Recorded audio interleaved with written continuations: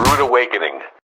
And you drink medicine. It tastes like Cowpole and Jägermeister. Okay. But think about the worst tasting bit, because you know Cowpole's got a bit of sweetness, and Jaeger does have a little bit, but just imagine just the herbal bit. Right. Just the raw. Yeah, times 10. Right. And apparently they all, like, because with different mixes and different intensities, they can all taste different, but it's rotten. It's not, it's a horrible taste. And the more you take, because the first I ended up doing 4. When you say 4, is it like shots? Yeah, pretty much 4 shots, and the more you take, the worse it tastes. Like, you know, normally that you drink, you get used to the taste. No, the more you took, the worse it tasted. So you took 4 in one go? No, 1. Okay. So you take 1, and then you sit there. And I remember, so I took the first one, and I sat there, and like, I didn't really feel like anything was happening to me, but I just felt this uneasiness in my body. Like, I just felt like uneasy. It was like all really physical. And I was like, okay, this is weird. But I didn't really feel any of the psychedelic thing. And like, but then at that same point, I saw people just kind of like screaming, and like this one girl, like she just started being sick straight away and just kind of just disappeared into another world and was just laughing her head off. So so there's people. So there's Wait, she was sick and then started laughing. Yeah. How weird. So people have completely different experiences, because some people, like, it brings up trauma. Some people it brings up, like, you know, just an experience that they like, a loving experience. So they said, if you're not feeling anything, or if you want to come for a second cup, come from a second cup. So I was like, let's go. Second cup, baby. Big man. Let's do this. It's a big man thing. So I went for the second cup. And a lot of people went for the second cup. And again, it was just like this uneasiness. Like, I was just feeling like it wasn't super uncomfortable that I needed to leave. I wasn't purging. But it was just like this, I just felt this uneasiness in my body that I just couldn't explain. I was like, okay, this is weird. And so at first I was laying down, and then I kind of go into like, is it the child's pose when you're kneeling on your knees, and then just letting like the movement. And I realized that, like, you know, my stresses in my body. So my shoulders were hurting, my thighs were hurting. It just felt like the mother was trying to speak to me in a way, because to prefix that, I came in thinking I was just going to have this out of body, wild, crazy experiences, like psychedelic-y, because I've done mushrooms, I've done like all these, I've done LSD, like I've experienced some of these things before. And so that's kind of why I envisaged was going to happen. But that wasn't what was happening. So it was just this uneasiness. It just came, this uneasiness. Okay, this is interesting. So 3rd cup, 4th cup. So at this point, everyone around, I'm just going, like, people being sick, people running out to shit themselves, like people laughing their head off, people like going through serious shit. Oh, there was this woman, man, I'm not going to mention her name, but she went through hell and back, man.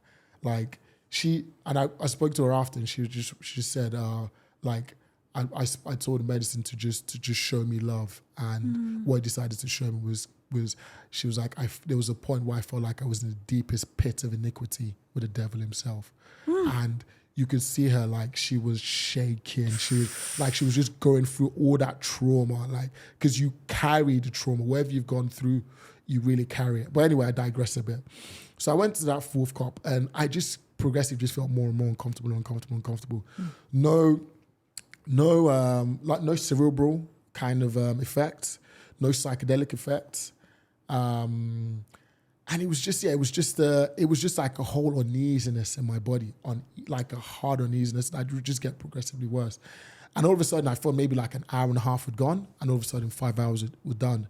And that was my first experience. So we then sat in a circle after, and the next day I actually talked for our different experiences. And some people like experienced some bad shit. Some guy was seeing like hieroglyphics on the walls, like in green, and like the whole walls, and then went into a different dimension. Another guy kept being like sucked into the ground. So he was laying down and he felt like he was being sucked to the ground, and then he was purging, his legs were shaking. Like, people just have the weirdest experiences, like on all different experiences. So that first day I was thinking, maybe I've just done so many, like, you know, psychedelics in my time that I'm immune to this shit. Like, you know, it's not really gonna hit me. Maybe I need more. With the uncomfortableness, was it like when you're sore after the gym, like achy? No, so that's the thing, right? So that's the thing, right? I realized the day after. So let me carry on telling the story. So the second day, there's a afternoon ceremony, which is that it's like a breath work session. So like mostly up from your mouth. So you like, so it's just more around like, getting to like maybe with a psychedelic state, but also trying to just like reduce your heart rate and chill you out. And then we kind of started doing that. And then I started feeling like just a bit more chilled. I wasn't as tense as I was the day before because the medicine kind of left me. And then we do this thing called rapé, and it's basically like tobacco, and they blow up your nose. So you hold your breath, or you release, and then you and then they blow one up your nose, and then you breathe out your mouth, and like I can't even. It's like blowing like pepper up your nose. You feel like the pain there at first, like in your nose, and it goes to your head, and it just goes all the way, all the left side of your face, and they do it in both nostrils. And after I did that, it was like a release came from like yesterday. And all of a sudden, all these, like, I just felt like the mother was starting to speak to me.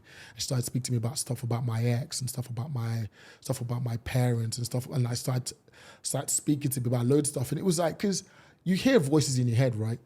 But this felt like, what I feel like ayahuasca does in some ways, it's like, it like clears out all the other shit, like your ego, like any other pain, and it just goes to the root of what needs to come up. That's what the experience felt like, and everything. So stuff about my ex I was holding on to, and like in that rapé ceremony, I must have written like 3 pages of stuff, because all the stuff that I was dealing with from the day before started actually coming up. So it started telling me about, so my name is Francis Nonso. So Nonso is actually my first name. And it started going back. It's like, you need to go back to being called Nonso. Nonso is your name. That is your name. You're not your father. So my dad's also called Francis.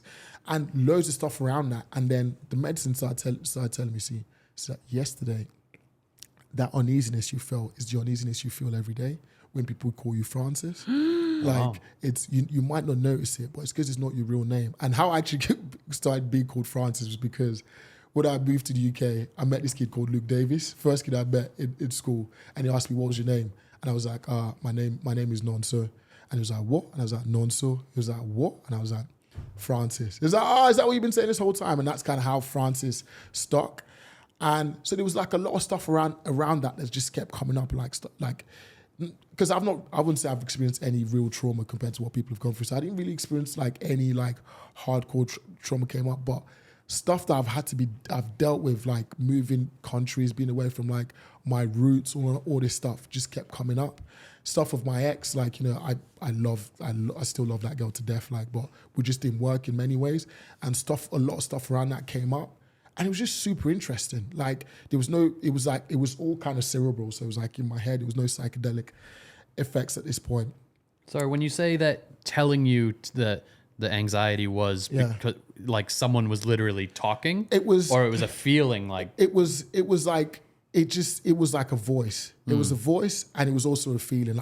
Like re-describing it's the hardest thing. Yeah. And I've actually come to my second experience, to the second. So it's a mix of both, but you know what you need to write down.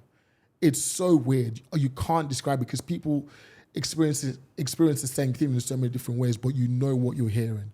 You know what you're feeling, you know what you're hearing, but you just can't. It's difficult to explain. But I'd say at certain points I was hearing voices, and certain points it was feeling. Sure. So it's so hard to describe.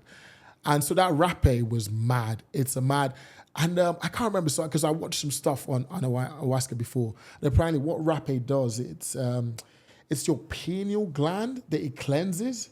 And what that does, it just opens you up to like another, like, I don't know what it's supposed to do, but it clears your pineal gland, which is kind of here. And what that does, it kills your ego, and it does some other things. So with that, mixed with the ayahuasca the day before, it really just opened me up to like, what I needed to feel, I wanted to experience. And the mother kept telling me, is like, listen, you're not going to go into the next dimension with me. Yeah, and it's crazy talking, right?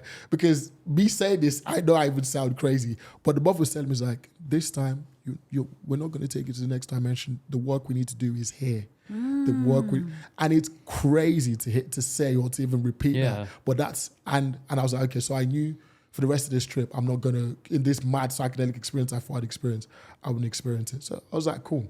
So went to sleep, came back that evening for the second ceremony, and then took the first cup, took the second cup, took the third cup again. People being sick around me. Another woman was just going through the most hellish experience. Another woman who went through like mad trauma, like she kind of went through the experience, like, and everyone helps you. When people are struggling, you see people coming there, just holding them, like staying by them. Like, it's so, but you're also hearing people being sick, like constantly, just like the whole time. And so the second night was interesting. So I then started again feeling this uneasiness. And then all of a sudden, like, but it wasn't as uneasy as the day before, but it was still like an uneasy feeling. I was like, what's this? And I then started thinking about, what the name change is going to be like, and the stress of doing it at work and all of this stuff. And like, I started feeling the pushback and I'll get from people and pushback I'll get from work and how uneasy that. And I could physically feel myself carrying that pain. And all of a sudden, I just started hearing your mothers. And it was like I don't know if it was a song, how it came up. That was like, it was a song. And all of a sudden, as I started hearing that, so my mom's mom died when my mom was 12. And my mom doesn't talk about that much, not because she was a bad woman, just because there's not much to talk about when your mom dies at 12, right? And I've never really spoke to her. I don't know what she's about, don't know what she sounds like. But all of a sudden, as I was feeling that uneasiness, I started feeling like my mom's love, but like my nan's love coming through my nan, my nan's love coming through my mum. And it's difficult to explain that. What does that feel like? But that was what I could feel, just like the warmth from my nan through my mum. Then all of a sudden, I felt like my mom's love just disappear, and then my nan just kind of wrapped me in this unbelievable feeling of love, and she was like, "Non so." Don't just do you, like, and don't worry about anyone else. And I just felt this overwhelming feeling of love of someone I've never met. Don't even know I know what she looks like. I've seen photos, but like, don't know what she sounds like. And I kid you not, like, if I experienced nothing else that day, that was what was worth it. Because it's just. And that's what a lot of people, that's why they call it the mother, right? Because even though you have like horrible experiences, some people, overall, it's like a mother will chastise you and a mother will show you love. And that feeling of love was just so unbelievable. And that's kind of why I carried it. And I kept battling with like, the name change, what I needed to do and some of the stuff with my ex and whether I should speak to her about some of the stuff I went through. Because there was a lot of stuff that towards the end of our relationship that like maybe I could have said more to her about why I decided to end things, but like I felt like I was always the strong one in that relationship. And then when it came to the point for me being the weak one, and I should have just been honest and said this certain things that actually happened, and I think I should have said to her, but in the end I was just like I didn't. And the mother kept telling me like, listen, like you were weak at that point, and you need to have opened up to her and been weak, and let it be a decision. Don't take decision out of her hands. So there's like little things like that, and like I've got like I want to say like 6-7 pages of notes from that whole experience, and maybe I'll share some of them with you another time. But brother, it was the most profound, painful, scary, interesting, loving experience I've ever had. Yeah. Wow. Crazy. It's intense. Bro, it's intense. But anyway, so where I was before was and then so we stopped on a Sunday. So Sunday I came back. So I didn't do it. So the last time I touched the ayahuasca was on a Saturday. Sunday I did we went home, didn't touch anything. On Monday I was fine. And then Monday nights I was flying to Dubai to go to Bali on the Tuesday morning, like I think it was like 5. My flight was like, I needed to leave my house at like 5 o'clock, 5:30. So it got to like 12:01. I was chilling with Nick, and I was like, I'm gonna go to bed now. Maybe just get 4 hours so I can sleep on the plane. So I've gone to my room, and then I've gone underneath my sheets to sleep. And it was sometimes you go underneath the sheets and the sheets feel a bit cold. And then you kind of warm up, right? Because it was like sometimes you go. Yeah. And then I kind of did that, And I just kept getting colder and colder and colder and colder and colder. And all of a sudden, I felt like I was in the presence of the most powerful and pure thing. So I was just there in my bed. I was shivering, like cold to my core. And I felt like a presence of something like the presence felt pure and powerful. That's how I can describe it. I know I sound like a crazy person. No. I know I sound like a crazy person. I was just like, and I was there, and I was cold to my core, brother. And I didn't know what to do. So I've jumped out of bed, like, and I've come out the room, and I've gone to Nick, like, I was like, Nick, can you go to the room and see if my room's cold? Because I'm there, like, shaking. So he's put a blanket over me. He's got, like, a portable heater. Like, it's going right next to me. And I'm still shaking. I'm still shaking. Like, you know, I kind of, like, I've been out in the cold before for hours, played football. I'm running around, or been out in the cold where you're waiting and you come in. And once you warm up, like, it takes, like, 5, 10, like, maybe half an hour max. But I was like hyperventilating, like half an hour after this, like still shaky. I was jumping around, trying to just warm myself up. And then Nick goes to bed, and I sit there, and then I start having a psychedelic experience. So I feel like my whole body is on fire, but not fire like fire that I'm controlling, but the fire feels cool. And then I start tapping into all these different frequencies. So I'm hearing different sounds, and all of a sudden I disappear into this world. It's all dark, and there's like this one white light which I'm following.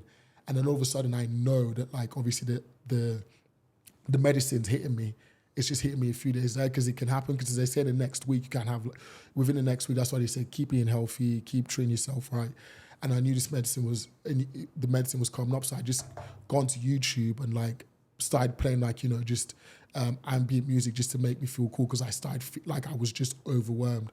And I just sat there, and then I just went through this, like, crazy experience of just sounds and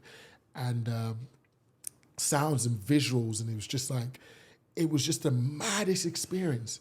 And this was like 1 o'clock, and I was just, the visuals, and I was just like, what the fuck is going on? But it was so peaceful and so loving. But I just felt like I was tapping into a whole different frequency. I didn't understand what was going on, but it just felt like that was where I needed to be. And the music helps, and I just kind of sat there.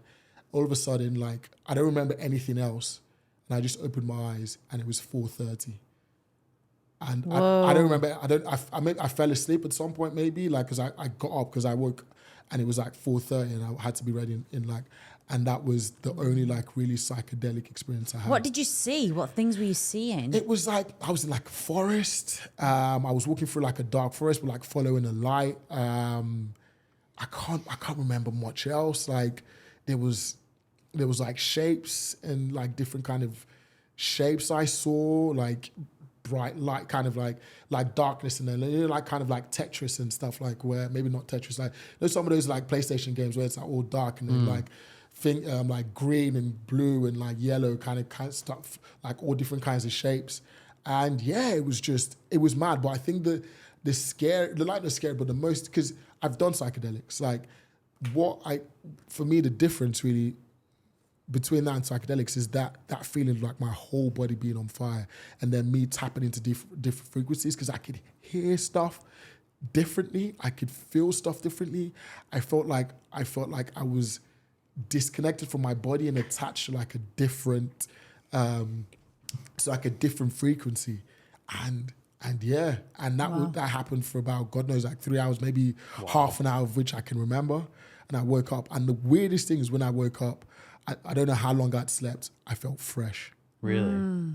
I felt fresh. I didn't feel any kind of hangover. I didn't feel any type of weird feeling. I didn't feel any tired feeling. Like, I thought I'd be struggling going to the airport. It was all fine. Wow. And then you get on a plane. Yeah. Which is another weird thing to happen just after that as well. Yeah. Wow.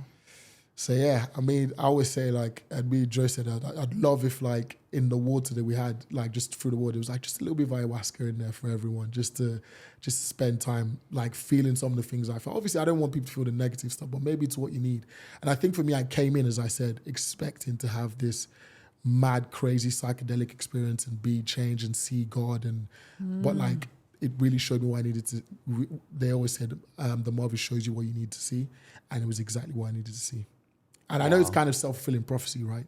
But it showed me exactly what I needed to see. And, do you think that the things that were brought up, you would have come to those conclusions on your own? Like, have you ever like thought about the whole name change thing? Yes. Or thought about your nana? My nana never. My nana I've not. Because I don't have any idea of her. So my nana one for sure has never come up in my life. But some of the other things, the things that like I've thought of and thought about like briefly, and then you just kind of like put them away and like. So yeah, so that's why I said sometimes it clears off all the stuff that you need to, the ego and all the other stuff for you to live your day to day, and like really shows you what you need to see. And I think ultimately what it does, it just helps you. And again, some of the stuff you might hear might be ego. That's why you have to go back, read through it, listen to it, think about it. And but I think it really helps you walk closer to being who you are or who you truly are. I think that's what the experience does. Like, for people who haven't obviously experienced trauma, because some people work through a lot of trauma with like 2, 3, 4 ceremonies. But if you've not really been through a lot of trauma, like someone like myself, luckily, thank the Lord, what I think it does, it really just helps you get closer to the core of who you are. Because I in many ways, I thought I'd hear stuff about, my work and leaving my work. None of that stuff came up. Like, work doesn't matter. Like, I've got it really brought to the core of the stuff that I needed to hear and stuff I needed to focus on. And again, like, that the loving experience of my nan, like, that one is just, wonder.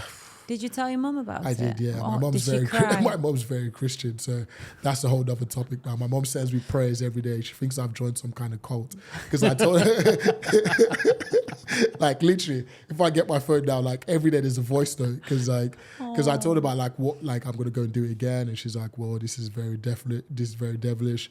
Like, she believes that if you have to take something to connect to a God, like, they're putting stuff in you and it's a rituals. And I was like, I keep saying to my mom, I was like, Mom, the point is, the Christian religion is what, like 1,000-ish years old. Like, there was the Torah before, the Jewish, and I was like, Mom, like, I just don't believe that the only way into heaven is through Jesus, because what happened to people before?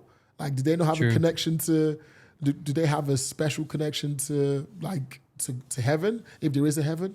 I was like, what happened to, and another thing, like, I really got from that, and my mate actually was my mate Joe. He was the one who experienced this. The mother told her, like, because he grew up Christian, he's now Muslim type. He practiced Ramadan, and the mother told him, was like, listen, like, my word, you can't just put it into one context and put it under the Bible. Like, listen to the Bible, listen to the Quran, like, listen to Buddha. Like, these are all my words. These are all my words I've put out there through people. And listen to them and take what makes sense and what resonates with you. Don't subscribe to anything, because in each of your own way they are controlling. But like, just subscribe to what makes sense to you. But these are all my words. And it was just super powerful. And that's what I said to my mom, was like, so you tell me if someone lived their life according to the Bible somehow, but was a Muslim, they'll go to hell. She was like, yeah. And I was like, Mom, that's ridiculous, man. Like, you can't surely believe it's too rigid. And if there was a God, do you think they'd care that much what you did day to day? Like, people put ego in God. Like, God doesn't care that much. Be good, treat people around you nicely, help people if you can, like, work hard. Like, I don't think God want, like, we add like human elements to God, and that's what a lot of the like in the Quran, pray 5 times a day, like all this, like, you can have as this many number of wives if you can take care of them. Like, I'm not bashing any religion. Like, I grew up Christian. Like Christianity helped me in a really tough time in my life to help me kind of recalibrate. But at the end of the day, I think they're just all different forms of control, and you just need to, everyone needs to figure out what makes sense for them in some sense. Yeah, I think that's my only problem with religion, is when there's that element that brings bad vibes to other people, like the gays are bad. Yeah. This is bad. I'm like, but hang on, if it's religion that's meant to make you feel good, why hang on, now it's bad? Yeah. It's weird. Yeah. Praying out the gays. Have you seen some of that stuff? Pray away the gays. Pray away the gays. That's one of those scariest. But I don't get that if that's how people are. Yeah. It seems weird but I'm really glad you had that experience. Yeah, it sounds amazing. Yeah. we get you on my next ceremony. I think you would. You've not had trauma. No. What you think might. I don't think you've had trauma. I think it could be a really good experience for you. Do you think you're scared though? Aren't you? I was scared. There's no pressure type of thing. If you I've never done anything. Okay, not fair. one puff of a Not one joint gummy. cigarette. Not one gummy. No, I've nothing. never had a joint. So Yeah. just. No. But then Nor if have I. if you start at ayahuasca, that's quite a leap, isn't it?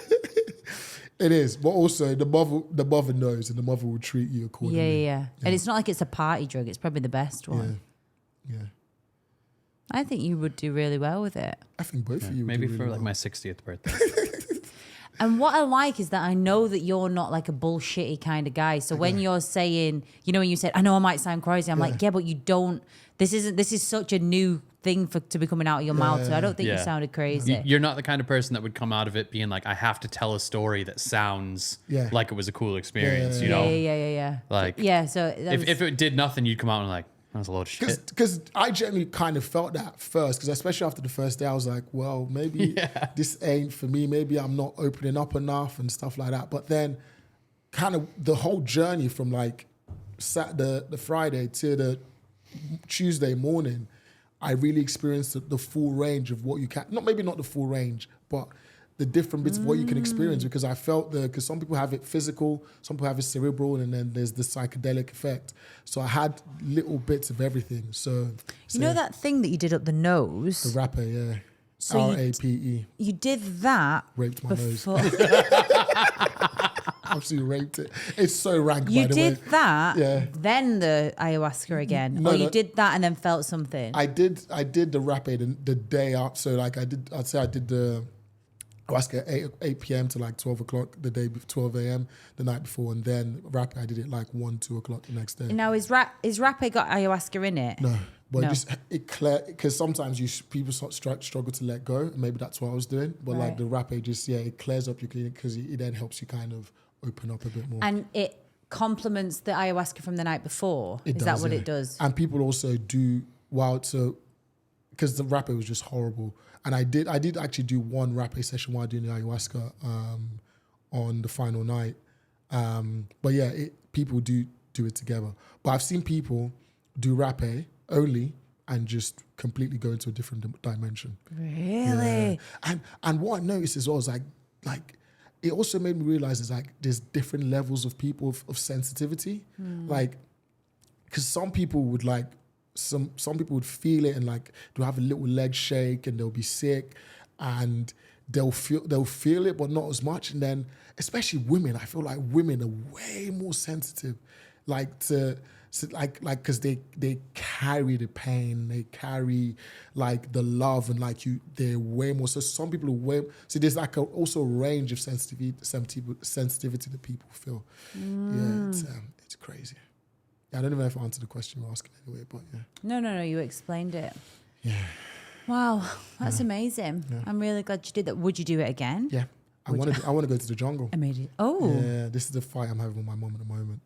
I basically said another thing that I experienced in the trip was like the mother told me, she said, you're not ready, but what you need to do is for the next 6 months, I want you to fast for the first 3 days of every month. Like fast, and I don't want you to come to the jungle in June or July. She said June, but I'm trying to make shit work. June might be hard. Logistically. I mean, but she said it's Which jungle?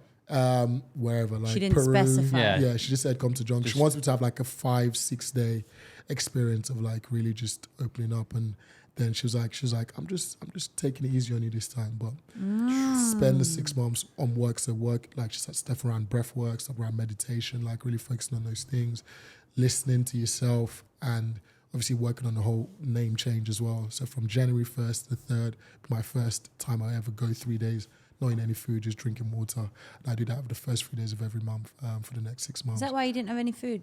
No, it's not. Just, sorry. Yeah, it's not quite. No food, just water for the first 3 3 days of every month for the first 6 months. Yeah, so that's. And are you going to do the name change? I am. Yeah. But you've been Frank the Tank in my phone since we met. I know. This is some of the pushback I'm going to get. Did she tell me about? You gotta come up with a new one. Yeah, nonso is just it's quite noncy as well, like it is. So it's not. No, I might just put nonso brackets, not a nonce. Yeah, please. I mean, I don't think. No, I'm just gonna put nonso. Can I put nonso brackets Frank the Tank? Yeah, you can. Yeah, you can. As long as nonso is first, because Frank is still my name in it. But so yeah, there's gonna be a lot of work around that. So yeah, I'm excited. Wow. I'm excited. Yeah, I'm super excited. Did Mum feel happy about the name change at least? Yeah. And another thing she was saying, she was like, a lot of things I said, because my mom's very spiritual as well, you know, in like, no, right, she's just very spiritual with the Jesus way. And she said a lot of the things that I said and brought up, she was like, she'd also heard those things herself. So it kind of confirmed it for her. Like what? Like the name change. Okay. Me going back and learning like my language again, because I've kind of lost it here. It was like, there was another thing. There was like 3 or 4 other things that she was like, oh, that's interesting, because I've thought those same things myself. The stuff with Lou, she was like, she never really understood why we broke up. And like the like Jesus has been speaking to her, say like, there's a lot more there that you don't know about, type of thing. And even though she asked me to share, I was like, I've got to speak to Lou first, and I don't think I'm even going to share it with her. But yeah, so it's so it kind of confirmed that. But obviously, because she has this negative and devilish connotation to it, she was like, well, sometimes the wolf comes in sheep's clothing, and they might bring you in with this, and then all of a sudden they control you. But yeah. But what? Because she thinks you're part of a cult. Yeah, she thinks I'm going down the devilish route. She's happy that I'm trying to find myself and find God, type of thing. But she also thinks that there's a level of like cultism and evil. Like, so does she think you're going to become part of something, or is she worried that whatever you uncover could take you down the wrong route? She thinks I'm going to become part of something. They will like, by me drinking this thing. Because imagine like the description of we all got in a room, we sat in a circle. And they're like the whole rituals and stuff. So yeah, it sounds very... Okay, fair enough. What I was trying to get at is I was wondering, is she right about anything? But if she is worried that you're obviously not going to be part of a cult. But I was thinking if she was... Yeah, you never know. Why not? Yeah. What? He could be part of a cult? Yeah. If he wants to. Yeah. Oh. I don't want to be. Hang on. Now he's in. You've just given him the nod. This is how it starts. Your friends are like, it's all right. No, I don't want to be part of a cult. But no, I was wondering if she thought that like whatever you're uncovering could be bad, and then it's like, oh, hang on a minute, what if she's right? No, I think she's happy about the fact. Okay, that's good. Because she's like, I'm happy with the fact you're searching. Here's what we do. Okay. We get mummy on the ayahuasca. This is the thing, but I think that would take a lot of work. Convincing, but you're a good salesman. I don't think I'm that good, to be fair. What if the mother says it to you? Bring your mother. I'll tell her, but I don't think she will. It'd be interesting. I think this is the first time in a while that me and my mum are talking about religion and talking about God and talking about, digging deeper. And it's created another, because I'm really close to my mum, so it's created another avenue for conversation. And it's ultimately going to make us closer. And she obviously, it was hearing about her mum and that feeling, obviously, like touch her in a certain way as well. She was, and I think she didn't really, and I've not seen her yet because I came back on the Sunday and I flew on the Monday night, but I'm going to see her on New Year's Day. So I want to talk her through that and actually understand her emotions around me feeling her mum's love and stuff like that. So I think that made her feel really happy. And I think she knows it's not evil, but she's been indoctrinated into Christianity. So I think it'll be hard to really change it. Yeah. Thanks for sharing that. I really enjoyed it. I'm glad, yeah, it's great. Yeah, it's really interesting. Yeah. Makes me want to do loads of drugs. Trust me, ayahuasca is one thing you do. We don't really want to do it again. Like that feeling of that, for me, that feeling of being in that presence of God Himself was probably one of the scariest things I've ever experienced. Because I was like, I just felt so insignificant, so powerless, I felt so sinful. Like I can't, because all I can describe is like I was in the presence of the purest and most powerful thing. Well, that's for religion. They say like Judgment Day. So literally feeling judged, feeling vulnerable, feeling like, oh fuck, what did I do? Yeah. Wow. And did you feel safe? Well, you must have done. But how do they make you feel safe? You know, in that room, you're in this weird, because it's just like a beautiful farm. Yeah, it was like I never felt in any fear. Like, and I felt because you're in a community as well, everyone looked after each other. And I didn't really go that deep in during the ceremonies themselves. Right. It was just like physical. Right. And physical you can deal with. You can't explain it as much, but you can deal with it. Yeah. Your head is still in it. Yeah, your head's still kind of there. But if I'd had like the experience I had with God himself there, then maybe the one when you was at home. When I was at home by myself, yeah. Because Nick was like, I came in and Nick was looking at me, he was like, mate, you having kind of like a withdrawal from the ayahuasca, because I was shaking for like an hour and a half. But I love that he put a blanket on. He and really put took the heater on. He looked Did that help? It did, but it didn't. You were on really. fire. Yeah, it did. It did really. And then when I started feeling normal again, normal-ish, then the psychedelic thing kind of. Wonder what did they say that happens? You get the cold sweats kind of thing. No. They just say you can experience, still dip back in if you're open to it. You can kind of dip back into the experience. But imagine, right? Yeah. Because it was only a few hours later than you get on the plane. Yeah. Imagine that happened on the plane. I was thinking that. Imagine it happened at work. I was at work that day. Yeah. Imagine it happened at work. Yeah, I was thinking, mate. Sat with a client. No, you'd have to go. You remember that booth, that quiet booth? I was like, what's that? It's like a phone booth in his office. You just sat in that. Like, I should have. Maybe the meditation would have been better for that. Oh, that would have been perfect. Like, new age offices. Yeah, that would have been better. No, the plane would have been worse. What about if it was at security? When you're standing there. Oh my God. Yeah, I know. Yeah, and they tell you to put you like this for the search and just start floating like. Oh, yeah. I thought that like that could have happened at any point. Because I didn't think it could happen, but I had them like of the psychedelic experience. That was the hardest I was hit. Like 2 whole days after I'd stopped doing it. But it kind of came in the most beautiful place. It did. In your bed. Yeah, it did. So you were safe with Nick next door. I did. Yeah. Is that time? I think it is. Time, yeah. I want to get some footage for the thumbnail. I'm really hungry. My tummy's rumbling. Yeah, cool. Let's do it. I don't know.